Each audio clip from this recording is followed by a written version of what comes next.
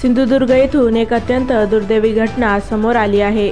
अंजली अमित साळवी, वय 37 वर्ष, राहणार कणकवली असे या महिलेचं नाव आहे।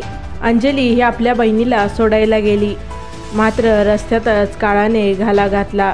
अंजली ही सायंकाळी आपल्या बहिणीला जानवली रतांबी वाळ येथे घरी सोडून अंजली ही कणकवलीवरून जानवली येथे स्कूटीवरून बहिणीला सोडायला आली होती।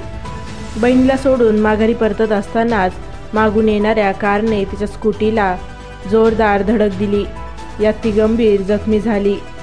यानंतर तिला तातडीने उपचारासाठी रुग्णालयात दाखल करण्यात आलं, तर तिच्या डोक्याला गंभीर दुखापत झाली होती।